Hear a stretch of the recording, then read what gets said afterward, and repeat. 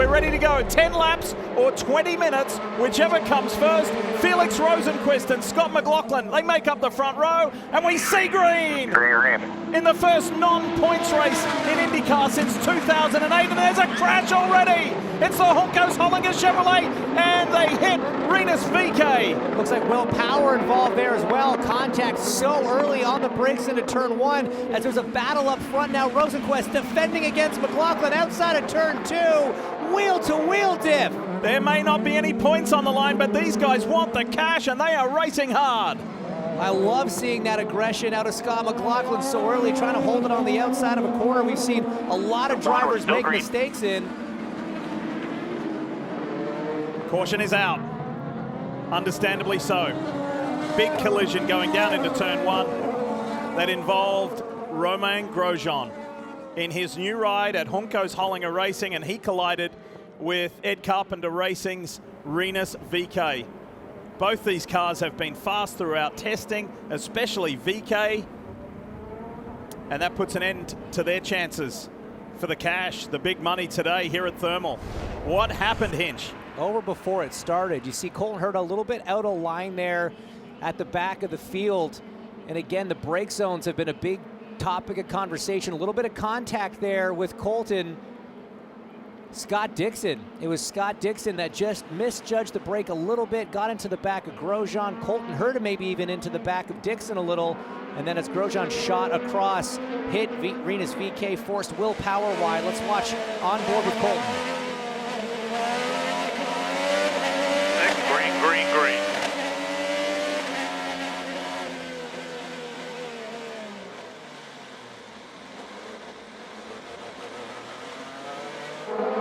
Ready to go. It has been a really promising weekend here in California for the Swedish driver Felix Rosenqvist, who leads in the Bon Jovi Radio Honda for Meyer Shank Racing. Then Scott McLaughlin, then Joseph Newgarden, and then the Hy-Vee Honda of Christian Lundgaard and Scott Dixon. Back to racing.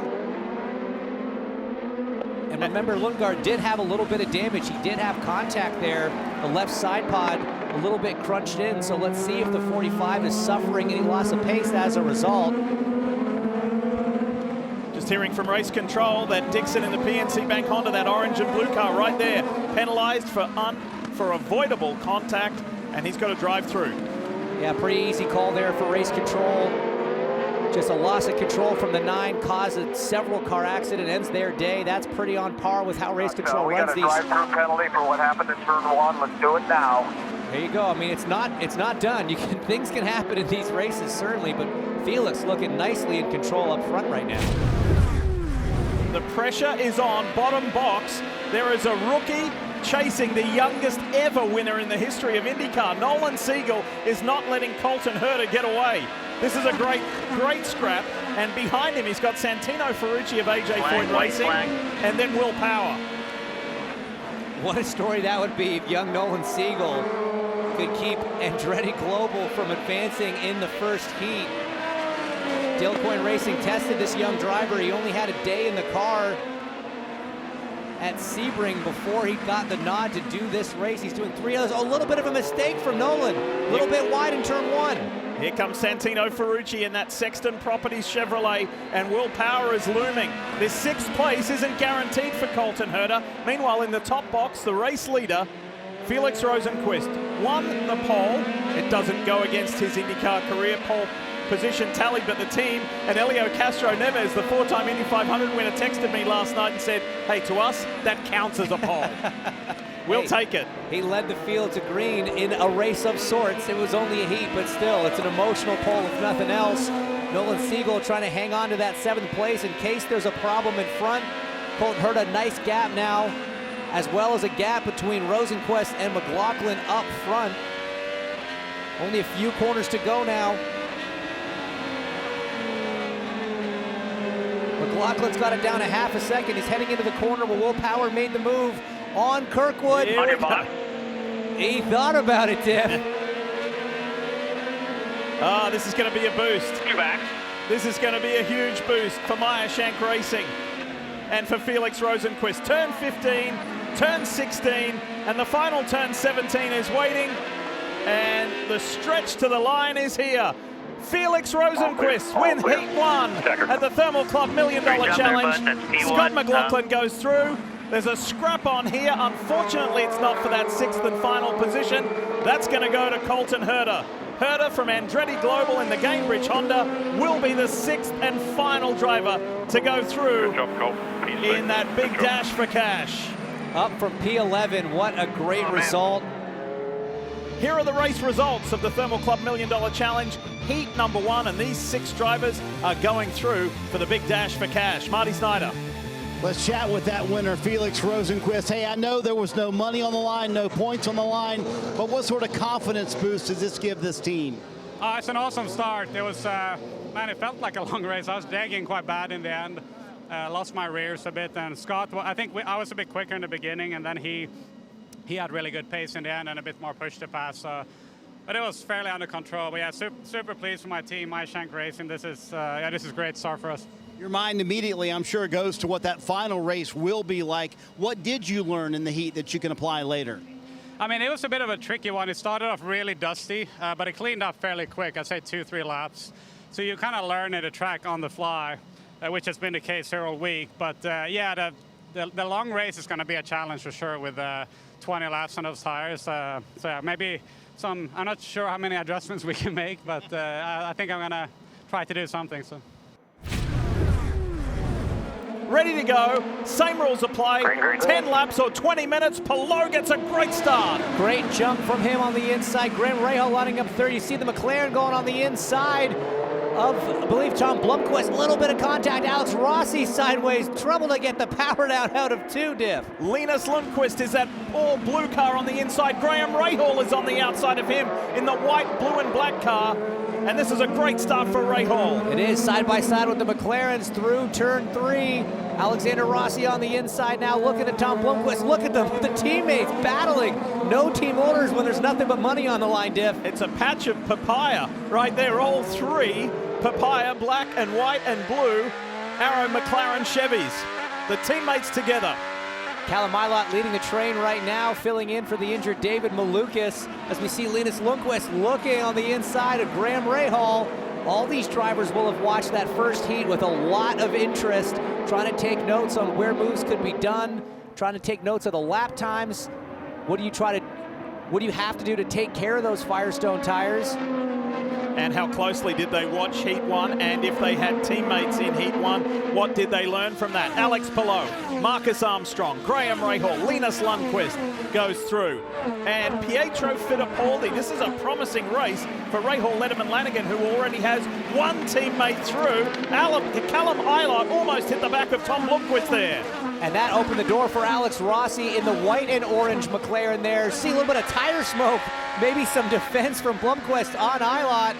This is heavy action here on the first lap of Heat 2. 25-year-old British driver that we ride with, he wants a shot at the cash.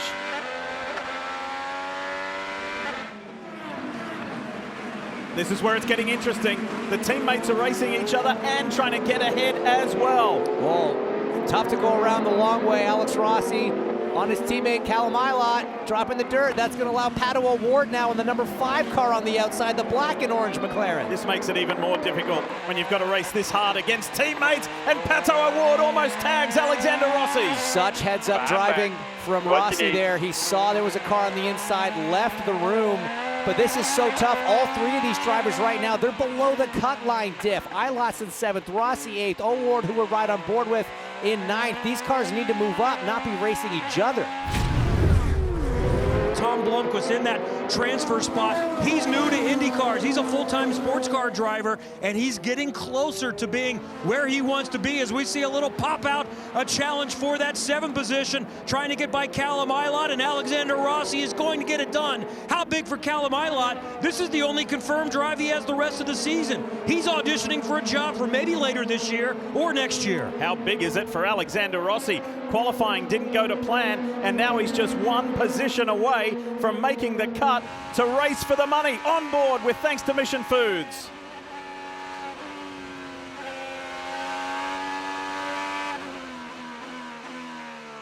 Rossi on the attack. Let's go. He closed that gap to Blomqvist almost immediately. There's a lot of pace in this number 7 machine. Callum Ilott now has also lost another position to his other teammate, Pato O'Ward, down to 9th for Ilott. But it's all between Blomqvist and Rossi for that final transfer spot right now. You see the push to pass. Rossi's had to burn a lot to get to this point. He's burning some more now. Here we go. Blomqvist he shows his shoulder going into the corner. They almost touch. So he tried to put Rossi off his game there a little bit, and Rossi puts him off the track. That was a little dirty at the exit, and here comes O'Ward. I'd argue it was a bit dirty on the entry from Blomqvist, moving in reaction to Rossi's move, but now he's harsh under attack. 2 McLarens by, the third one trying to make it stick. As Palou rounds turn 17 for another time, there'll be 1 to go at the line, but O'Ward is trying to figure out, how do I put my fast hands to work here? Where can I try to close? But I think O'Ward's just having trouble in that dirty air, following the train in front.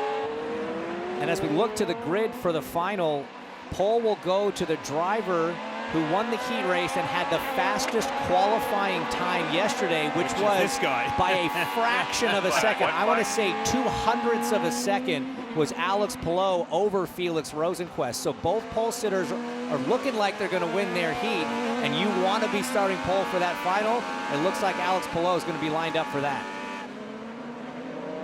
Final inside the final 3 miles here at the Thermal Club on a beautiful 68-degree morning in California. And Alex Palou, who grew up in very similar climate to this in Barcelona, Spain, is feeling right at home. It has been a Sunday morning drive. Only used 7 seconds to push to pass, probably there on the start. And you might wonder what makes Alex Palou so good. Why does he have such a strong lead here at Thermal? Well, this place rewards precision. And we talk about it all the time. Palou is a surgeon behind the wheel, incredibly disciplined with every input. You don't see big dramatic corrections from the driver of the 10 very often. He's methodical, and he is seen that technique pay off today. Coming up to the final sequence of corners. It may not be for points and not yet for the money, but it is hello Palou. Alex is going to easily win Heat 2. Great job, man. Great job, everybody. The race is on for that final position because Pato O'Ward hasn't given up on catching his teammate, but he's only got 2 corners left to do anything about it. Alexander Rossi is going to get that 6th and final place. There he is. In the Arrow McLaren Good Chevy. job, Alex. Hustle back. And he earned that. He had to fight for that. The Thermal Club $1 Million Challenge is away. Green. Palou with a massive jump there. That's what he needed to get to the point clean. Further back, it's McLaughlin working the high side of Rosenqvist. He goes around Felix Rosenqvist. Graham Rahal out in the dirt. His teammate Lundgaard in that black and red machine looking for a line. 2 by 2, you see Lundgaard on the inside of Rahal there, already at the back. Colton Herta taking his time, just tiptoeing around. We're seeing the strategy play out immediately, but up front, Scott McLaughlin's got the bit between his teeth, side by side with Augustine Canapino through 4 and 5. Great action. A little further back, behind Rosenqvist, here's Colton Herta. Gamesmanship in full play. This is the conspiracy theory that Marty Snyder came up with yesterday, and Colton Herta's doing it. Listen, Marty, he is barely grating the cheese. So Townsend, here's how it runs. You can go 10 seconds slower than the leaders and not go down a lap in these first 10 laps here at Thermal. So 100% the strategy, as Rob Edwards promised. Go slow for Colton Herta, hoping to go fast later in the day. Look at this shot. The last car you see in that shot there is Augustine Canapino. That short straight, Colton Herta wasn't even within view. He is playing the game, and just like his father called a winning strategy for Alexander Rossi at the Indy 500 with clutch and coast back in 2016, so does Colton Herta. Gamesmanship runs deep in the Herta family. Hey, it might just be the winning move, guys. Some of these teams tried this exact format in testing. They did 10 laps on a set of tires, came in, fueled up, did another 10, and by the end of that 20 laps, they were up to 4 seconds slower. I think Colton Herta might be going too fast, actually, because why not go even slower, bank on a yellow, and if you need to at the end to stay on the lead lap, you start pushing. I think Colton should go even slower right now to save the tires. I'm honestly surprised more drivers aren't trying it. I wonder if Agustin Canapino's maybe trying to fall back a little bit because he's lost quite a bit to the train already. Alex Rossi had an aggressive first lap, picked up a spot, but now he's kind of backing off a little bit. And just as a reminder, what will happen here is the close of 10 laps, 10-minute break, and they fill the cars up with fuel, but they do not put new tires on.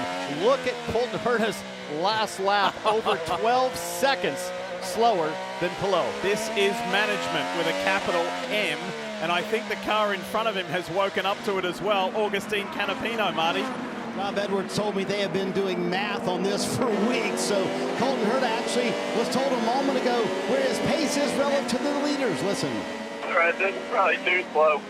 Yeah, I think it's probably a little slow. I'll give you a read once it gets some lap time, probably. So Townsend, what Rob Edwards wants him to do is be about 8 seconds slower than the leader who ran a 1:02 last time for Alex Palou. So that's their goal. Again, all in an effort to save the Firestones for the final 10 laps when the money's on the line. Yeah, as long as they don't run afoul of any... Oh, big lock up there from Pietro Fittipaldi, trying to get inside his teammate, Graham Rahal. So that's getting pretty spicy between teammates on board the 30. So the Paris Olympics are coming up this summer. You do what you have to do in the heat to make it through to the semi-final, say in track and field. Semi-final, you do what you got to do to make it to the final. You save your best for the final. That's what Colton Herta is doing here, saving himself for these second 10 laps. We ride aboard with Pietro Fittipaldi, thanks to Hub. Try to do 0.65, 0.65. No push the bus usage.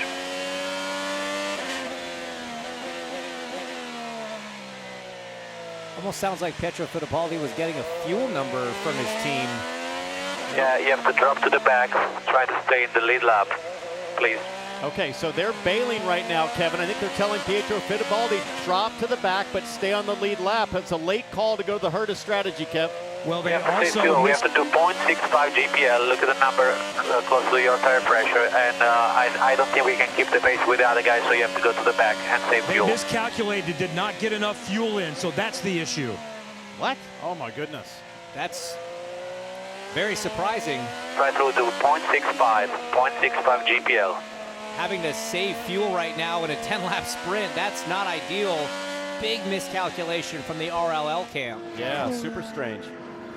I'm looking ahead at the leader, Alex Palou, a 1:42.3 on that second lap. That's still about a second a lap slower than what he was running at the end of his heat. So even at the front, we're controlling the pace. Let's talk about Graham Rahal's car with Kevin Lee. And another issue for another Rahal Letterman Lanigan driver. Let's listen to Graham Rahal. My throttle's sticking, I think. Yeah, I think my throttle's sticking. All right, use your best judgment. Use your best judgment. We're looking into it. If you couldn't understand him, he said, I think my throttle is sticking. By the way, after the end of the heat, he said those guys, the Ganassis, are on another planet. My throttle is sticking. Tell Pietro. Not my kind of cruise here. They were just trying to get to the break where they could fix the throttle, but Graham just said, it's stuck now, I'm dropping back. Let's see if he comes to pit lane this next time.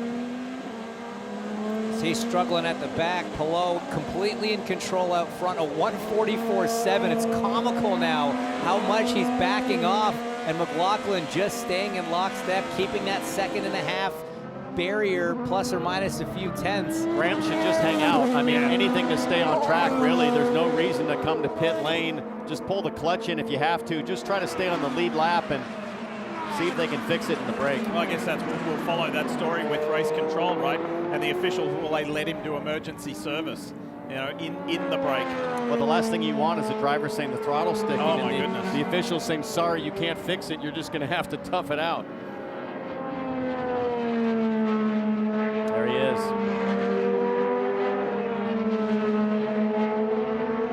IndyCar race officials are there talking to the Rahal Letterman Lanigan staff. So Rahal did not make it to the halftime break, which is coming up right now. As soon as Alex Palou crosses the line, he's almost at the end of the lap. Down this straight towards turn 15 and 16 and 17, this is the closing sequence. Now when they're running at full speed here, this is a brutal section through here. They do a Supercross style jump right there. They've been getting airborne all weekend, and this marks the halfway point for Alex Palou.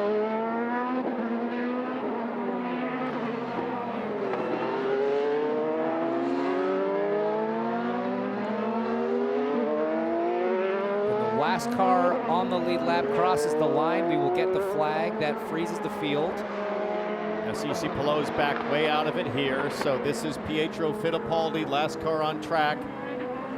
And look, he's almost there. Yeah. That's the race leader. I'll tell you what, but that's exactly the strategy, is for Fittipaldi. Well, in this case, he was short on fuel, but he's just trying to minimize, in this case, fuel burn, we think, and his tire usage will be the least amount of the field. So it's kind of cool because Pietro Fittipaldi, look at that, 102 seconds. I look at that right now as tire energy. Yeah. That's a lot. It is a lot saved. It was out of necessity, not necessarily strategy. Conversely to the Hertas, Canapinos, and Rossis of the world. Quick reminder of the half-time rules. The teams can add fuel, adjust the front or rear wing angles and wickers, adjust the tire pressure, and attend to the driver. Those 4 things, that is it. Left tire. I'm getting a pit now.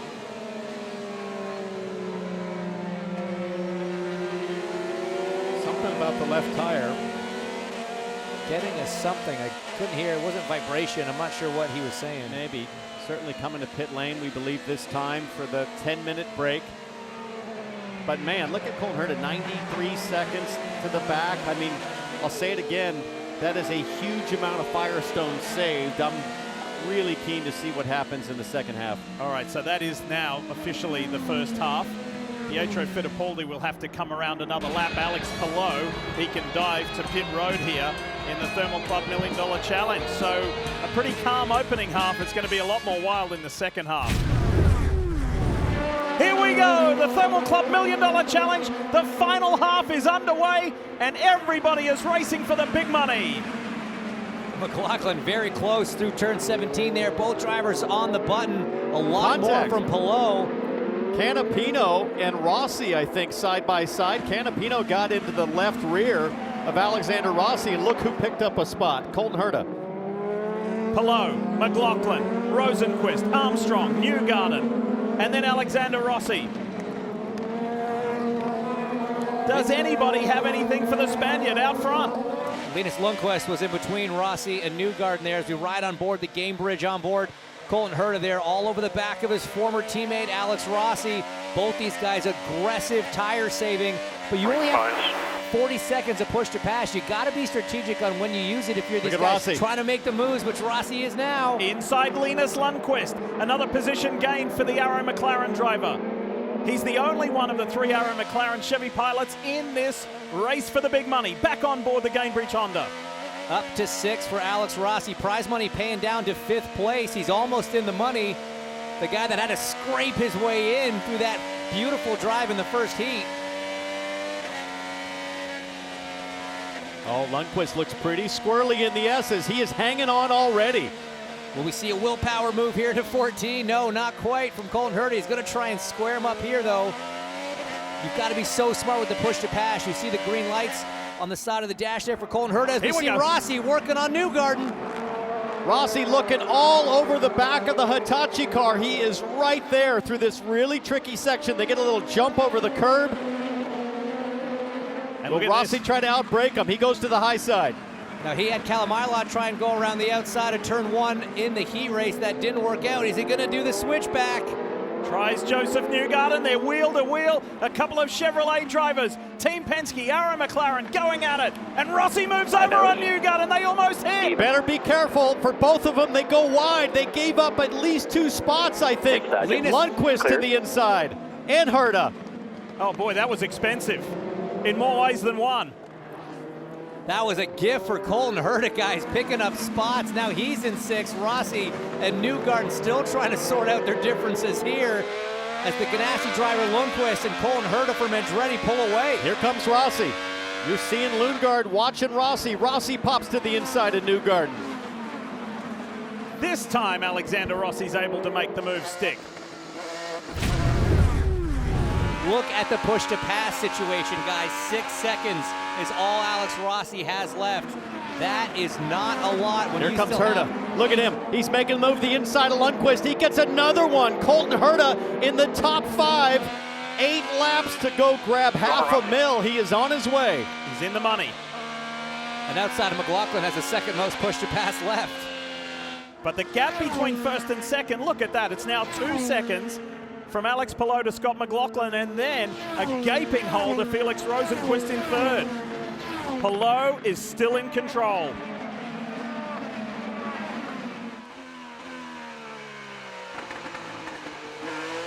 Wiggle. Big bobble there from Lundqvist, James. He's losing his rear tires quickly. And Rossi can't afford to waste any push to pass. This is going to be a tough one into 15. Big lunge from Rossi. Overshoots it. Lundqvist goes back by. It's all coming undone for the driver of the 7. Not able to make that one stick. Almost lost it. Again, this is further back. This is 5th, 6th, and 7th, and 8th that you're looking at on screen. It's a lot more calm towards the front. Palou in control over McLaughlin, and then a really big gap back to Felix Rosenqvist of more than 4 seconds. Does anybody have anything for those front runners? We were tracking Palou's tire management at the end of the first segment. 144s is what he got down to. He's running around at high 141s right now. It just shows you how much pace Palou had in the pocket. As we look at Colton now trying to line up Marcus Armstrong, who's doing a great job holding on to 4th. And this is the final. This is it. Herder on the inside of Armstrong, and he's got him. Oh, he might have to drive off track. No, he's able to hold it in line, and that's the move from Colton Herder. P4. It's about $100,000 he just made right there. Not a bad move.